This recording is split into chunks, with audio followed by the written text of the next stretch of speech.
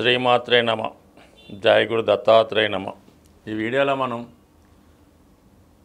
October 1వ తారీఖు నుంచి డిసెంబర్ 31 మధ్యలో జరగబోయే త్రైమాసిక మాస ఫలితాల్లో ముఖ్యంగా ఆర్థికమైనటువంటి బడ్జెట్ ప్లానింగ్ కొరకు మరి తులారాశి వారి యొక్క ఆర్థిక స్థితి, రాబడి వ్యయాలు ఏ విధంగా ఉంటాయి, వాళ్ళకి ఏ ఏ సమయాల్లో ధనయోగాలు ఏర్పడతాయి అన్న విషయాన్ని మనం ఈ వీడియోలో తెలుసుకునే ప్రయత్నం చేద్దాం.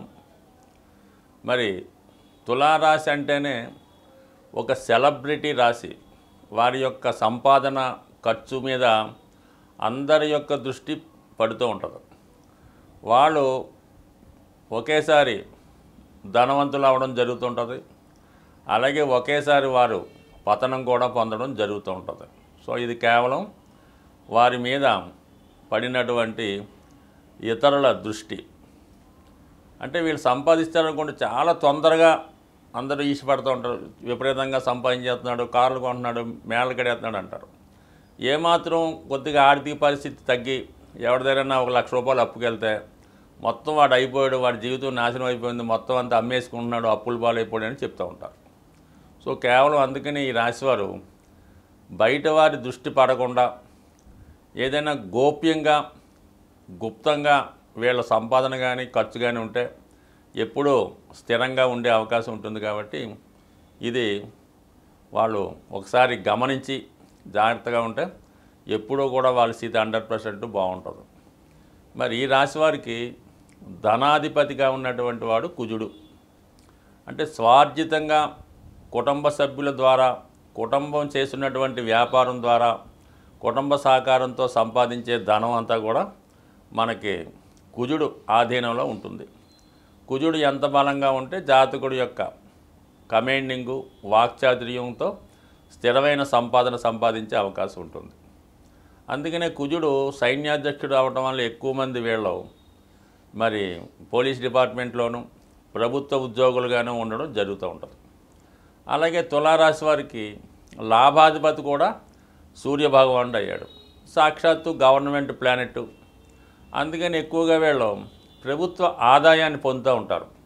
అది ఉద్యోగ రూపంలో అవ్వచ్చు, పథకాల రూపంలో అవ్వచ్చు, లేదంటే ఒక రాజకీయ నాయకుడిగా మరి ప్రజల యొక్క విశ్వాసంతో పాటు, ప్రజాదరణతో పాటు మరి ధనం తగు విధంగా ప్రభుత్వ సహకారం, ప్రభుత్వ ధనం కూడా అనుభవిస్తూ ఉంటాడు. సో అందువలన ఏంటంటే ఈ 2 గ్రహాలు కూడా అంటే తులారాశి వారికి ధనాధిపతి, లాభాధిపతి కుజ, అలాగే రవి, వీళ్ళిద్దరూ కూడా అగ్నితత్వ గ్రహాలు. దశమ భావంలో దిగ్బలం పొందుతుంటారు. అందుకని వీళ్ళు వృత్తిలో చాలా సిస్టమేటిక్గా, ప్రిన్సిపల్గా ఉండే అవకాశం ఉంటుంది.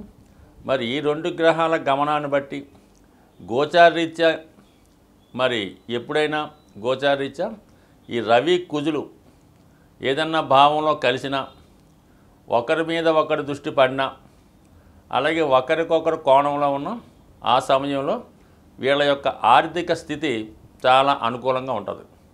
అదే షష్టాష్టకాలు వచ్చినా, వ్యయ ద్వాదశాల్లో ఉన్న ఒకరికొకరు కేంద్రంలో పడ్డ 100% ఆర్థిక పరంగా ఇబ్బంది ఉండడం జరుగుతుంది. అందుకని ఈ రాశి వారికి, తులారాశి వారికి ఒక 6 నెలలు ఆర్థిక స్థితి బ్రహ్మాండంగా ఉంటుంది, మరొక 6 నెలలు ఇబ్బంది పడుతూ ఉంటారు.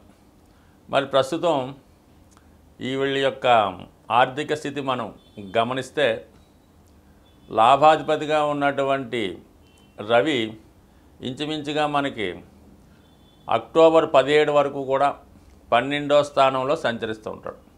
అందువలన 12వ తారీఖు అక్టోబర్ వరకు కూడా జాతకుడికి మరి కుటుంబపరమైన ఖర్చులు, ప్రభుత్వానికి చెల్లించినటువంటి పన్నులు, ట్యాక్సులు వగైరా, పిల్లల చదువు కోసం, పెద్దవారి వైద్యం కోసం ఏదైతేనే అక్టోబర్ 17 దాకా కూడా ప్రతిదీ ఖర్చుగానే ఉంటుంది. దాని తర్వాత ఏంటంటే అక్టోబర్ 17 నుంచి నవంబర్ 17 దాకా కూడా రాశి అందే రవిగ్రహ సంచారం బలహీనుడై ఉంటాడు. అయితే ఆదాయం మట్టుకు చక్కగా ఉంటుంది, అందులో ఇబ్బంది ఏమీ లేదు. ఇంచుమించుగా మరి October 17 to November 17 self earning ఉంటుంది, ప్రభుత్వ సహకారం ఉంటుంది, ప్రభుత్వ పథకాలు కూడా వస్తాయి. మరి నవంబరు 17 నుంచి డిసెంబర్ ఇంచుమించుగా మనకి నవంబర్ 17 టు డిసెంబర్ 17 ఇంచుమించుగా మనకి ఈ వృశ్చిక రాశిలో సంచరిస్తాడు రవి. ఈ వృశ్చిక రాశిలో వచ్చినప్పుడు కూడా లాభాధిపతి ధనస్థితి కాబట్టి చాలా వరకు జాతకుడికి మరి ధనయోగం, కుటుంబ విషయాల్లో అనుకూలత, కుటుంబ సంపద పెరగడం, కుటుంబ పరువు ప్రతిష్టలు పెరగడం, ఇంటి మొత్తం మీద రాబోయే 3 నెలలు కూడా మరి రవి యొక్క అనుగ్రహం తులారాశి వారి మీద సంపూర్ణంగా ఉండడం వల్ల కంపల్సరీగా ఈ నెలంతా కూడా ప్రభుత్వ సహకారం, వ్యక్తిగత సామర్థ్యంతో ధన సంపాదన ఉంటుంది. మరి కుజుని యొక్క స్థితి మనం గమనించినప్పుడు ప్రస్తుతం భాగ్యస్థానంలో సంచరిస్తూ అక్టోబర్ 20వ తారీఖు నుంచి ఇంచుమించుగా మనకి ఈ క్వార్టర్ ఎండింగ్ దాకా కూడా దశమ స్థానంలో సంచరిస్తూ వక్రగమనం పొందుతూ అక్కడే ఉండడం వల్ల జాతకుడు వృత్తిలో చాలా కమాండింగ్గా, చాలా నిజాయితీగా ఉంటాడు. సంపాదన పరంగా పెద్దగా మనం ఎక్స్పెక్ట్ చేయలేం, కానీ చాలా వరకు హోదా పరంగా చాలా అనుకూలంగా ఉంటుంది. ఆర్థిక పరంగా ఇబ్బందులు వస్తే దాన్ని ఎదుర్కొనే శక్తి లభించడం జరుగుతుంది. సో ఓవరాల్గా మనం పరిశీలించినప్పుడు ఖచ్చితంగా జాతకుడికి ఈ రాబోయే 3 నెలలు ఆర్థిక పరంగా చాలా అనుకూలంగా ఉంది. ఫర్ ది సేమ్ టైం మరి అక్టోబర్ 13 నుంచి శుక్రుడు రాశిలో ప్రవేశిస్తూ నవంబర్ 6 దాకా రాశి యందు సంచరించడం వల్ల శుక్రుడు కూడా ఈ రాశి వారికి మరి రాష్ట్రాధిపతిగా ధనయోగాన్ని, అలాగే ఆర్థిక సంపద, వస్త్రలాభం, సువర్ణ లాభం, అలాగే బంధువుల ద్వారా లాభం కలిగే అవకాశం ఉంటుంది.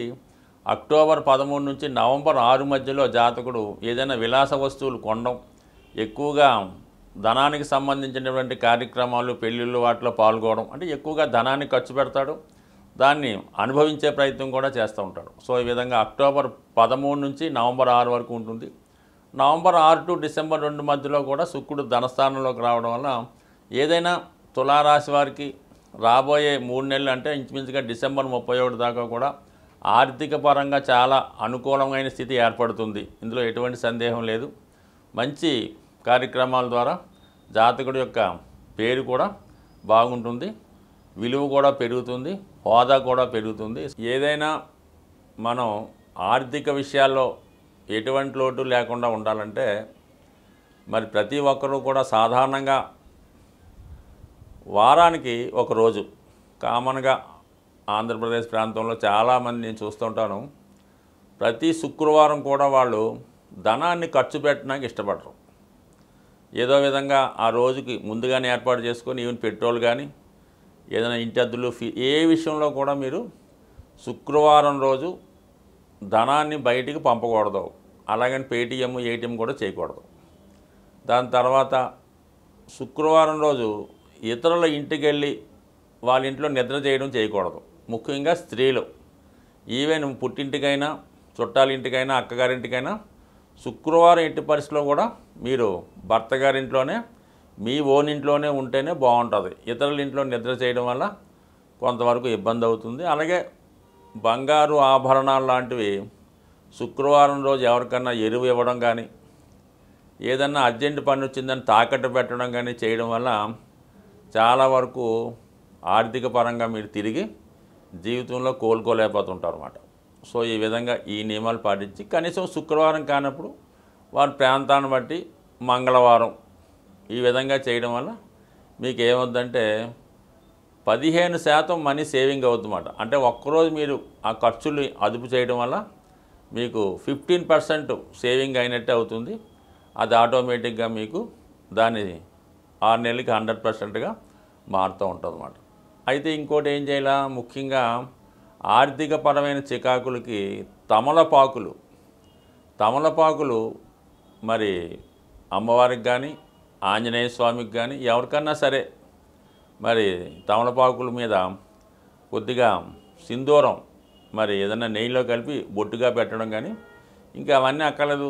తమలపాకులు, యాలక్కాయలు మరి అమ్మవారికి తాంబూలంగా పెట్టచ్చు. అలాగే ఆంజనేయ స్వామి పెట్టచ్చు. ఇది చేయడం వల్ల కూడా మీకు ధన సంపద చేకూరుతూ ఉంటుంది. సరే, అది కొంతవరకు అదొకటి చేసుకోవచ్చు. తర్వాత ఏంటంటే మీ యొక్క పర్సులో లేదంటే మీ యొక్క క్యాష్ బాక్స్లో మారేడు దళం ఉంటుంది. మారేడు దళం అది ఏదైనా శివాలయంలో కానీ అమ్మవారి గుడిలో కానీ పూజ చేసింది ఒక మారేడు దళాన్ని తీసుకొని మీరు అది మీ పర్సులో పెట్టుకోండి. నిత్యం ధనం కలకలాడుతూ ఉంటుంది. ఎంత వాడిపోయినా ఎంత మాడిపోయినా ఈ మారేడు దళం మీరు పాకెట్లో పెట్టుకోవడం వల్ల కానీ పర్సులో పెట్టుకోవడం వల్ల జరుగుతుంది.